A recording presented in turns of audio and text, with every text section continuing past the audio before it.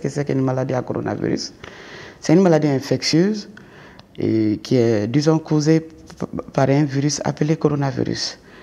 Et ce virus est transmis à travers, disons, les gouttelettes respiratoires explicées, soit si on tousse ou bien si on éternue. Et toute personne peut attraper le coronavirus, qu'on soit diabétique ou pas.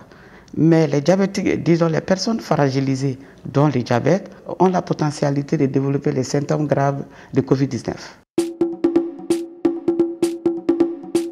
Pour réduire en tout cas les risques de développer les complications graves du diabète, il faut avoir une prise en charge optimale.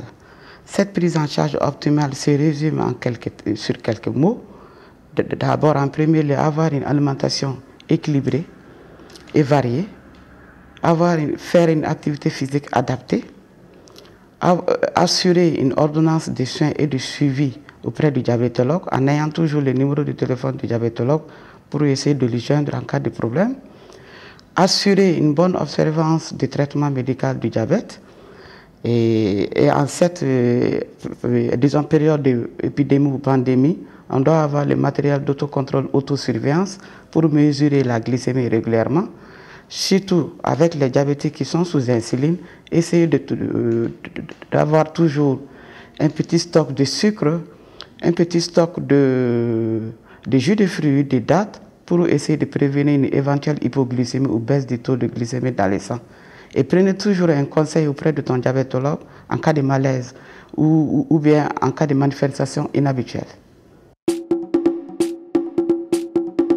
D'abord, une alimentation, c'est quoi?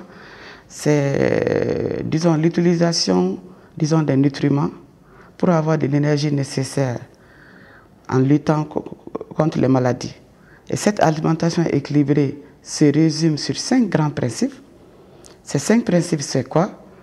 Il faut essayer de rythmer, en tout cas, les repas, en mangeant les 3 repas pour limiter les grignotages. Il faut essayer de boire beaucoup d'eau, s'hydrater. Il faut avoir une alimentation équilibrée et variée en intensifiant, disons, les consommations en fruits et en légumes, en suivant les recommandations des 5 fruits et 5 légumes par jour.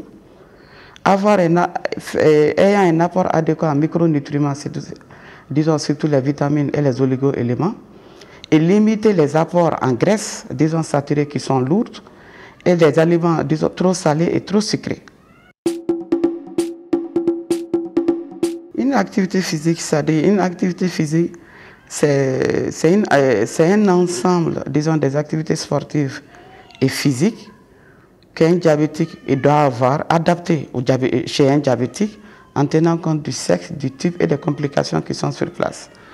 Donc, en ayant une bonne activité physique adaptée, ça pourra entraîner un équilibre du diabète, autonomiser le patient, rendre le patient plus en bonne santé, disons physique et mentale, et en évitant les complications du diabète aussi. Donc, nous avons les types d'activités physiques qu'on peut vous citer ici. Nous avons la marche, disons, quotidienne, 30 minutes de marche par jour, dont à peu près 5 fois par semaine.